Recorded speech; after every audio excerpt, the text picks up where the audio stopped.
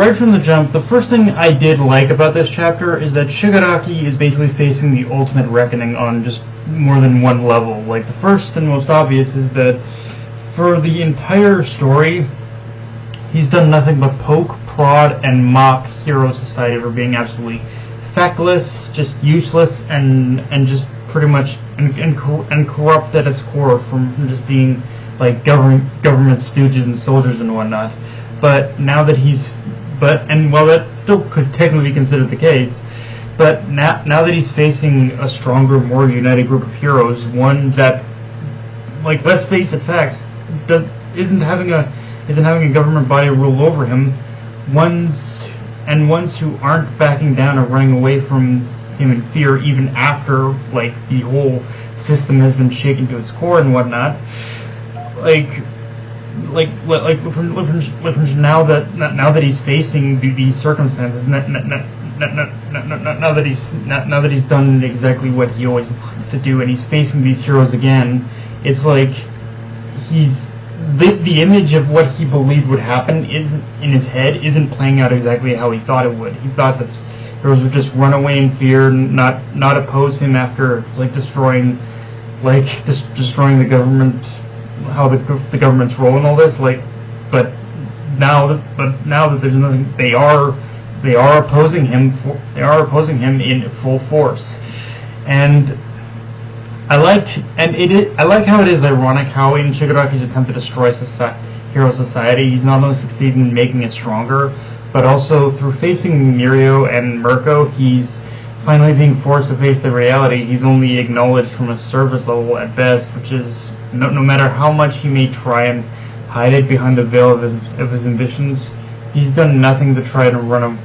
He's done nothing but try to run away from the fact that even now, after everything he's done, he's only ever been that scared little boy who killed his family, begging and crying out for someone to help him, but was rejected. And now that all eyes are on him, and now that all chickens have basically come home to roost, so to speak, and everything that rejected him, he can no longer reject back or run away from. And his only response in this case is to do what he's always done: lash out and destroy. It's all he's ever done because it's all he can do to kind of avoid the reality that while it is true that no hero came to save him, ultimately it is his own actions that have led him to this point. And again, he can't even use the excuse anymore of that it's a thing of heroes being corrupt or heroes serving the government, because the government's already destroyed. And I like how there is almost this kind of realization on Shigaraki's part that he realizes, yeah, what's next. And now, with that said, obviously we do need to talk about the scene of Edgeshot repairing Bakugo's body. And I will say, right from the jump, I love how much detail was put into describing the actual procedure itself. That is something I will never take away from Horikoshi, is for however nonsensical something might be, the way he describes the actual process itself does add that extra little bit of validity to it, even if we don't entirely believe it. Now, with that said, I'm even more curious that what all this extensive surgery is going to do to Bakugo's health and body, because considering what Edgeshot is doing to Bakugo's organs, I'm going to have an even more hard time believing there aren't going to be some after effects that are going to stick around. And I know I'm harping on that a lot, but for me it is important that if Bakugo is going to be brought back, there's some kind of scarring he's going to have to live without. Otherwise, Edgeshot sacrifice aside, it will feel like a little too easy. I know I'm gonna sound bonkers for me to say this, but for me, Bakugo being revived needs to be grounded in some basic reality for me to buy into it the way I'm assuming Horikoshi and Imamura want me to. They need to show that there's a long-standing consequence outside of Edgeshot's death. That Bakugo's gonna have to live with. Otherwise, these characters are just gonna feel immortal. Honestly, I know it's that to me is the importance of Bakugo Bakugo's health being damaged in some way, because it shows that they are still human, I think.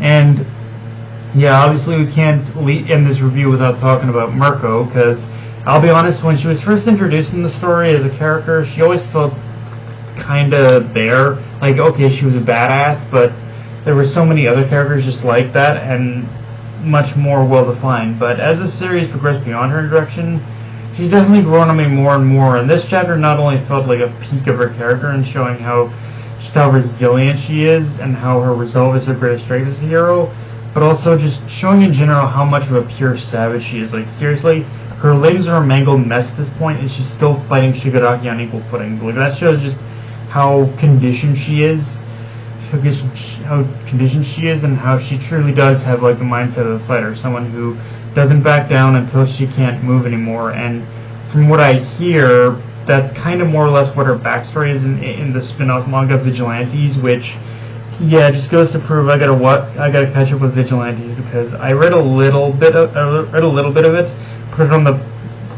put it down and never continued reading it. But after, yeah, there's so many moments now, there's so many aspects that's going on in the main story now that make me say that I definitely need to start reading Vigilantes again.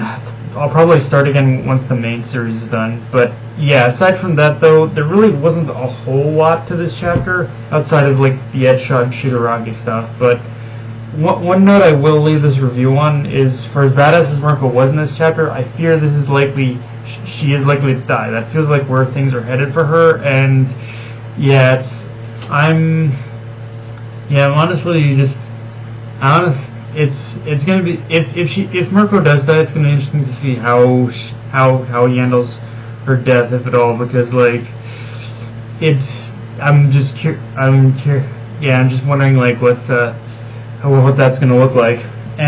But also one other thing I want to mention before I go is that, like, for as much as I'm loving all this stuff that we're getting with Shigaraki and whatnot, I'm also kind of curious as to what's going on with Izuku, because Horikoshi for some reason hasn't touched on Izuku, what's going on with Izuku in a long while, and I'm sure there's reason for that, but it's like, what is it that's taking Izuku so long? What is it that's why is it what is it that's keeping Izuku from coming back? Like, I know he got teleported a long ways away, but it's like I'm surprised that Horikoshi hasn't touched on him by now. Like, it's getting a little weird. It's getting a little weird and unnerving. Just how little to no focus we've had on Izuku up to this point. But yeah, guys, that's pretty much all I got for this review. If you enjoyed the video, like, comment, subscribe. I'm on Twitter and it's Crunchyroll. Push the notification bell, subscribe button, and just share the video around, guys. Dark Knight of Anime, signing off. Later, everyone.